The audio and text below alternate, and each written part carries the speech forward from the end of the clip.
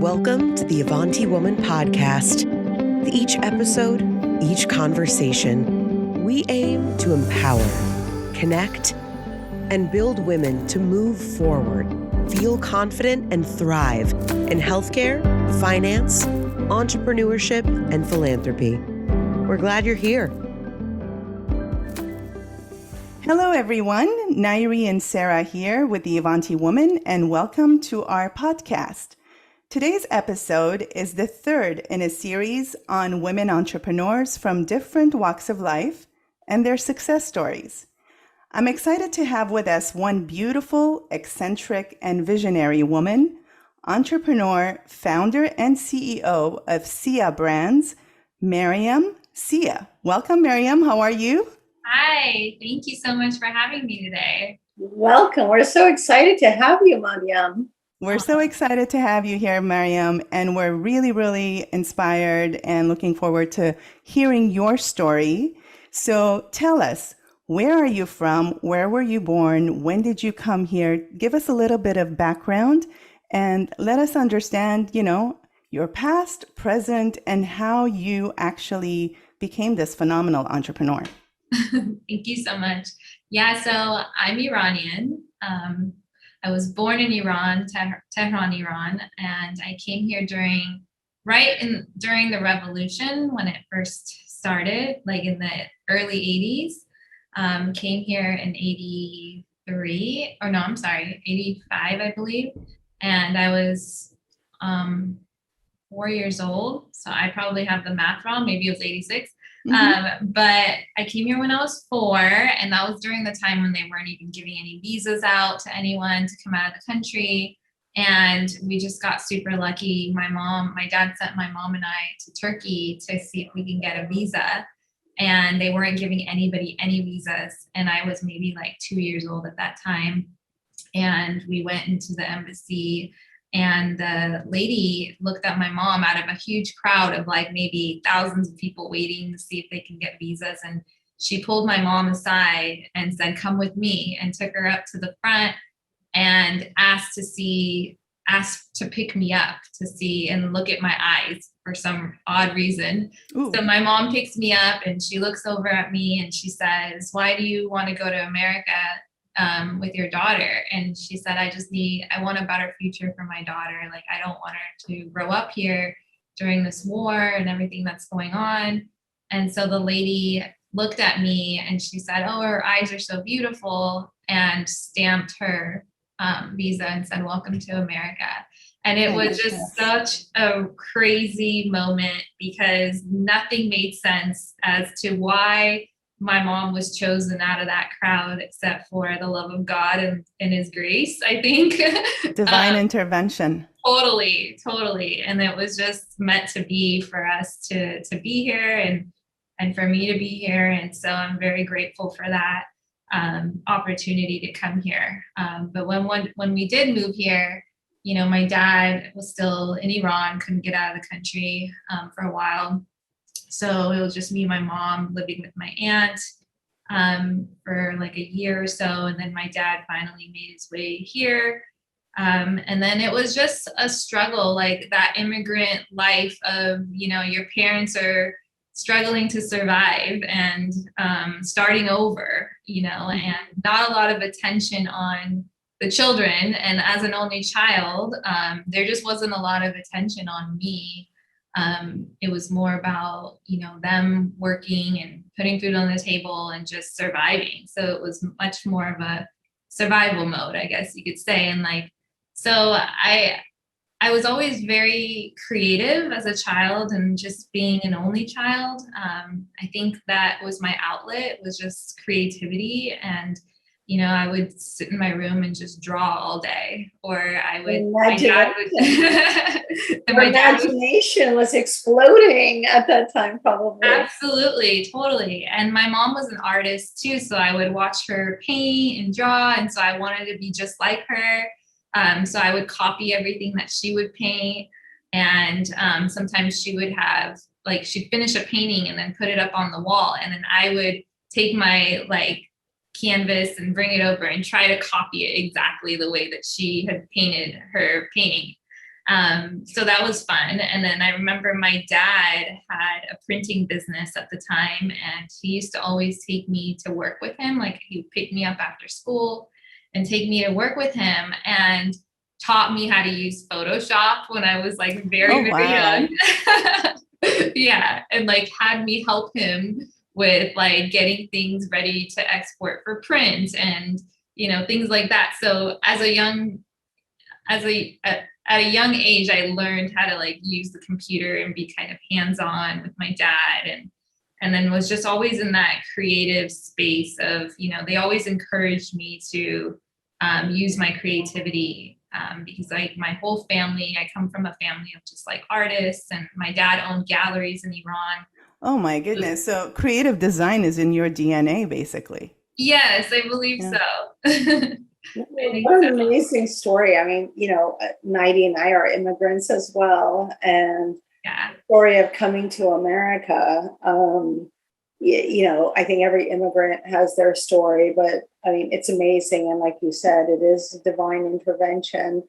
You were chosen in a big crowd, you and your mom, and you came here. And I think, I want to ask, because just you said there was so much that you shared with us, an only child.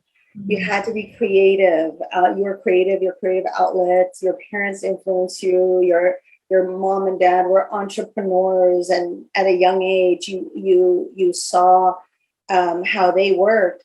What are some of the values you think you got at such a young age that led to where you are today? Yeah, I think one of the values I got is to never compromise like who you are, and to really, I think it was ingrained in me to appreciate the gifts that I was given and to utilize them. So not try to be someone that I'm not. So authenticity was a huge value, like in my, in my household, to just be authentic and be who you are. Cause in Persian culture, it's like either you're a doctor, engineer, or lawyer. Those are the only things that are acceptable. Totally. Yeah. I think some other cultures will agree that they're agreeing with the same things. So a lot of the Middle Eastern influence has that, be a doctor, be a lawyer, or anything. And that's amazing to really, follow your voice and your calling. But what a gift from your parents to say, we want you, you're their only child. And they're like, no, be authentic with the gifts that were given to you and use those talents. And recognizing that at a young age is amazing. Why don't you share with us a little about your professional background? Professional background? Yeah, absolutely. So like I said, I always loved to draw, paint, all those things growing up. And then in college, I wanted to just study fine arts. Like I thought I was just going to be a starving artist and, that's it.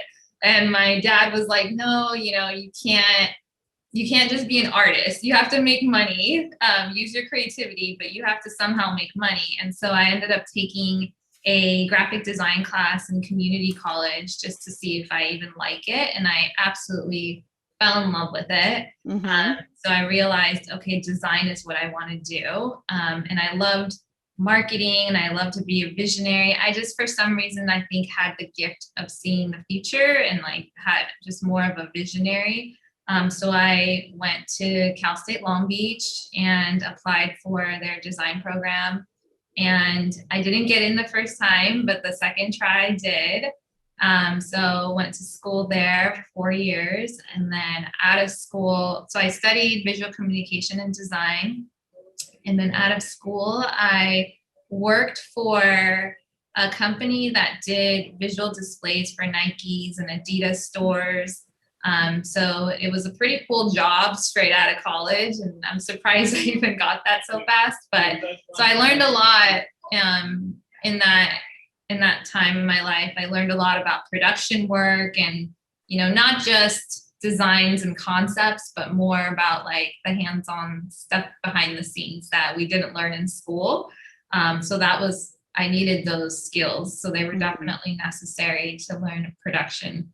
And then after that, I worked for an ad agency as a creative director and designer. I was their lead designer and creative director for about a couple of years. And then during 2009 or so was when the market, everything crashed and got laid off. And so I decided, what am I going to do now? And I always wanted to have my own business, being a designer and having my own studio. But I didn't have the confidence to do that on my own. And a really, really, really good friend of mine, I had a phone call with, he told me, hey, you know, this is one opportunity that you probably won't get back. So you need to take advantage of it. Because you can either go get another job and get stuck there, or you can actually take a risk and see where it takes you. And if you fail, you can always go get a job. So I took that advice and haven't looked back since. And so would you say kind of like the universe conspired to push you out of your corporate career and onto what you always aspired to be? Absolutely. Yeah. Yes, absolutely. I mean, it was exactly where I needed to be. I can't even imagine being anywhere else. So how was the transition, Maryam? I know that, you know, it was the recession at the time. 2009 was a very difficult year for all of us who remember. And you did take that leap of faith. You had a friend who encouraged you, but take us there. Tell us how that transition was. Was it difficult? How did you confront difficulties? You know, what was it when your company was small and, you know, wasn't making money? How did you make ends meet? Yeah, share with us. Take us there. Yeah, absolutely. So when I got laid off, I was getting unemployment for a little while. So I kind of leveraged that in a way, just to help me. And I started to design a website for myself. I made some business cards and I just started networking. Like I would go to every single networking event I can think of, especially in the industries that I was excited about or that I wanted to work for. So I would show up with just business cards and I would dress up and, you know, I would just get to know people and like just, you know, relationships take you a long way, I believe. And so I would just meet people, get to know them. And I started to get referrals just by meeting people everywhere I would go. And so I started working, but I was working from home. So I didn't have an office or anything like that. And luckily I was living at my parents' house temporarily at that time. So I was able to save some money and just, you know, be able to take on freelance work as it came. And also I was still collecting unemployment. So it helped me a lot in that sense. But then after about like 6 or 7 months, I got a really good contract and it was more of an ongoing contract. So that really helped move me forward, I think. And from there, it was just referral after referral. And then finally, after like maybe it took me about, I would say 3 years before I was able to like open up an office and open up a corporation. Because at that time I was a sole proprietor, and until when I finally opened up my office was when I was like, okay, I got to get more serious. And that's when I turned my business into an S Corp. And then I've been doing that ever since. And I'm still in the same office. That's awesome. You make it sound very easy, but I mean, I love it. You have such a positive vibe, and you're so positive, but I would imagine that there were obstacles that you had to overcome. You know, just starting out, you just shared with us, you're living with your parents, and you know, there was a financial instability, of course, in the beginning, like all businesses. What's some of the other obstacles that you faced as an entrepreneur, as a female entrepreneur? And how did you overcome those?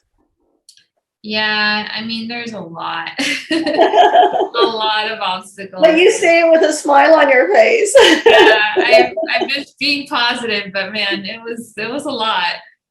just dealing with people that, didn't see your worth, I think was a huge obstacle for me, because I think I started to not understand what my worth was too, or think that I didn't know my worth because other people were wanting to pay me less for all the work that I was doing, or just, I didn't feel appreciated a lot of times in my business, because I felt like people were taking advantage because I was like on my own and a freelancer and I wasn't from a company. So I had to overcome the worth thing a lot and understand that my work was worth a lot more than, I was being compensated for at that time. And that's something that we hear a lot, right? Of Yeah. where if it was a male doing the same thing, they would get paid more, right? Not just in the corporate world, but definitely we're talking about entrepreneurs now. And so how did you overcome that? Like, how did you get that strength and to say, no, this is my value. This is the value I bring to the table. And this is what I'm going to charge. I'm not going to be afraid of charging up because that's what I'm worth. And that's the quality I'm bringing. Right. Absolutely. Yeah. I mean, it took a long time to make that transition, but I think a lot of times your personal and business go together, so the more I worked on myself, the more I went to therapy, the more I started to just, I think, really understand who I was. And through therapy, I was able to overcome being a people pleaser and, being able to say no. Like, I couldn't say no before. I would take on jobs that I really knew wasn't aligned with me and I shouldn't take on, but I had a problem saying no. So I would always take every project that would come my way. And at that time I kind of had to, you had to pay your dues and you had to just take on whatever you can get, because in my mindset was like, I'm just grateful that I can do this on my own. So any project that came, I would take it. But then I soon realized that it was kind of sucking my energy and it wasn't aligned with who I was. I wasn't getting compensated and it was affecting my self-worth.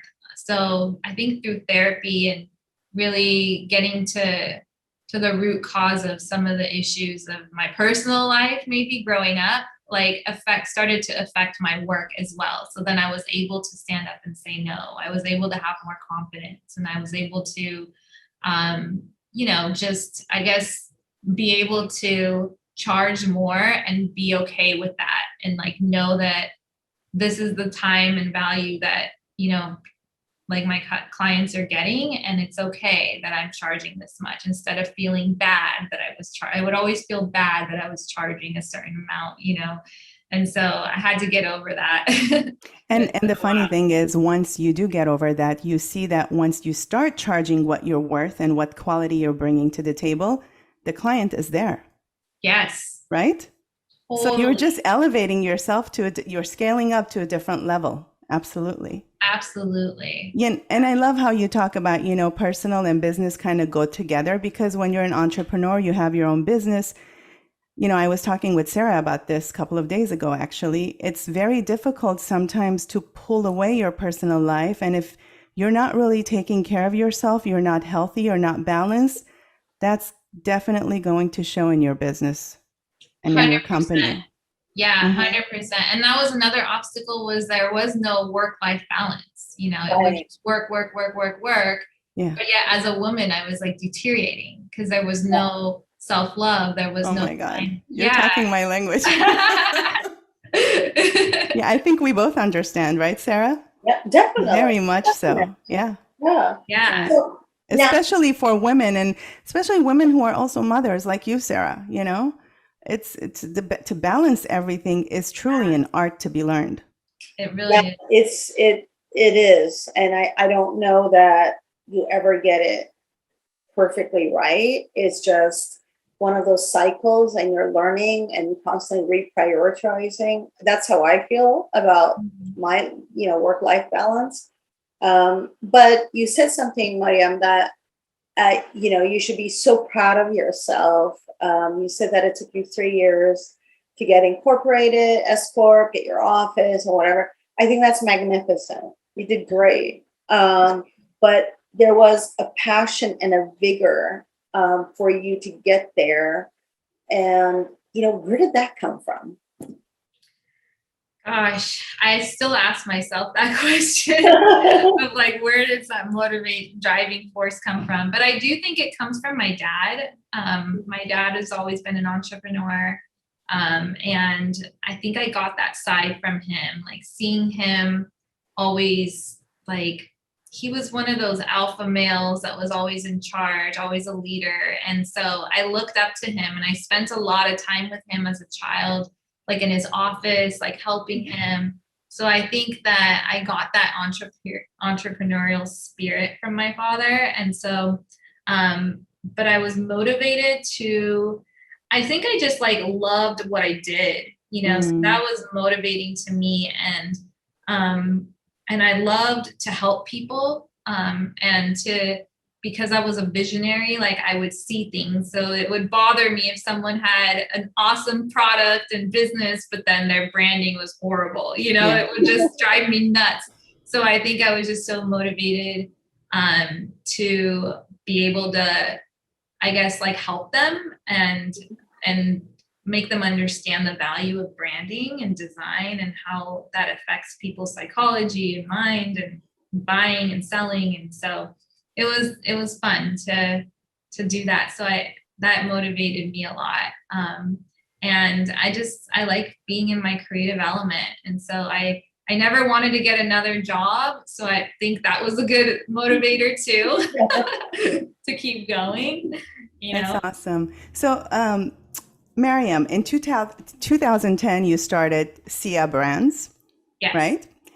Branding, a creative design company. And I have to say, as you know, from the Avanti Woman, we're both very honored to be one of your clients, and that the Avanti Woman, our logo, our branding is designed by SIA Brands. And we love how, you took our mission and what we wanted to see, that woman with fire in her belly moving forward, and it just came alive in your design. That we were both fascinated. So tell us about SIA Brands. What is it? How can people access your services? What's your philosophy? You've talked about that a little bit, but just take us to your company today. Yeah. So SIA Brands is a boutique design studio in Orange County, California.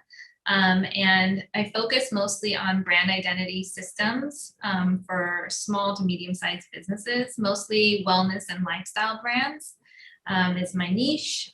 So anywhere from products to service-based companies that are lifestyle, I'm here to help. And so designing brand identity systems is basically like from ground up, meaning like, coming up with a name for your business, designing the logo for your business, designing the overall color palette, typography, packaging design for if there's products. So it's almost like a whole design suite that you would get, is like the whole overall look and feel of who you are as a company and what your values are, and really defining who you are and how you look to your audience and figuring out who your audience is too. So designing in a way that will attract your audience to you. So that is pretty much like the gist of what I do. But we also offer website design and copywriting if need be. But mostly it's the brand identity platform that I offer to my clients. And I'm sorry, what was the second? Yeah. No, that's okay. that's amazing. And both Sarah and I can attest, it's been wonderful working with you. And I think, again, you have really brought life into the Avanti Woman through your branding and your design. And vision. So, right, Sarah, do you? Yes, 100% agree. Absolutely. Thank you. Has there been any times that, again, we can attest, going through the whole process of branding, it took a while because you really put us through rigorous, questionnaire and understanding who we are, doing write-ups of what our purpose is and how do we feel with this color, that color, what does that, represent in our life. Has there been any times after that rigorous process that you say, I'm not going to work with this client? It's not a good match. Have you ever turned away people because it's not authentic? The union. Yeah, I wish I could say yes, but I wasn't there yet. I think before I get to the process of asking questions or going through my brand discovery, I kind of already know. So I use my intuition. Mm-hmm. Like if it's one thing that I'm trying to stick to is like wellness and lifestyle, right? Like I'm trying to stick to that's my niche. So if it's something outside of that realm, then I know it's not going to be a good match already. So before I even get into a brand discovery phase, I will know like, okay, this isn't the right fit. So I turn people away in that sense. But there is a new offering service that I want to offer now, which is exactly what you're talking about. So it's a first phase. So for someone that's not ready to commit to a full brand package yet, I do want to offer a brand strategy package where it is just the brand questionnaire and maybe a mood board so that they can get an overall feel of who they are as a brand and offer that as a service. And then that way we can actually decide afterwards whether we want to work with each other and keep going further or not. So that's probably a time where I can decide whether I want to work further. Great. And how can people reach out to you?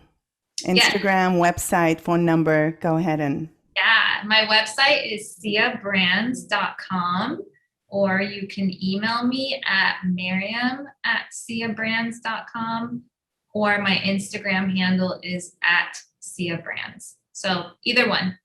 Beautiful. Go ahead, Sarah. So I was going to say, Maryam, what is there one advice you give to ladies who want to take that leap of faith and become an entrepreneur? One advice I would give. I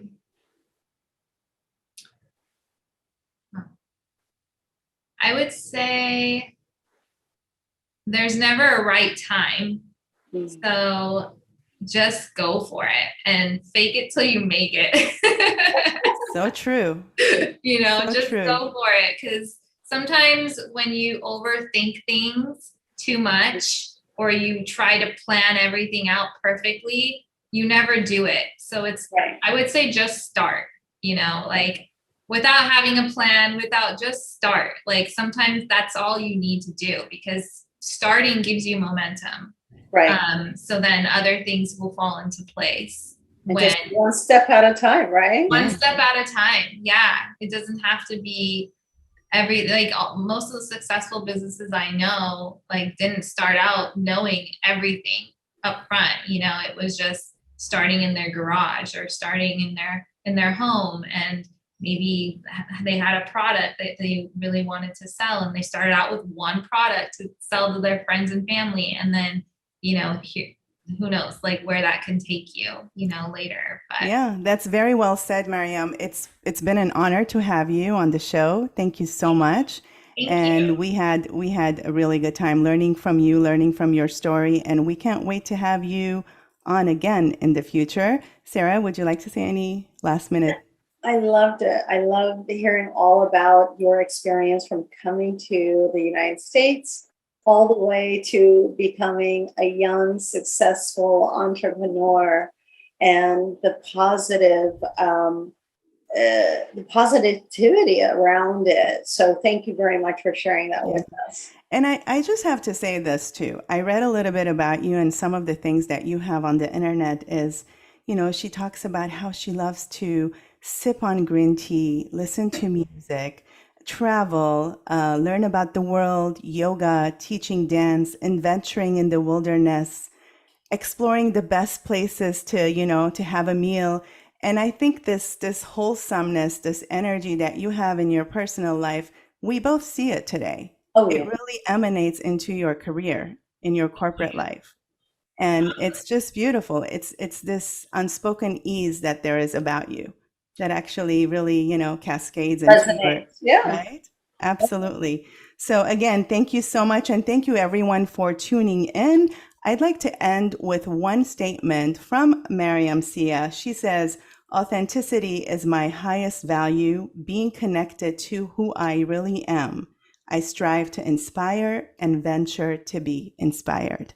That's beautiful. Beautiful. With that, have a wonderful day. And thanks for tuning in. Follow us on Instagram, on YouTube, and all Apple podcast streaming channels at The Avanti Woman. And we'll see you next time.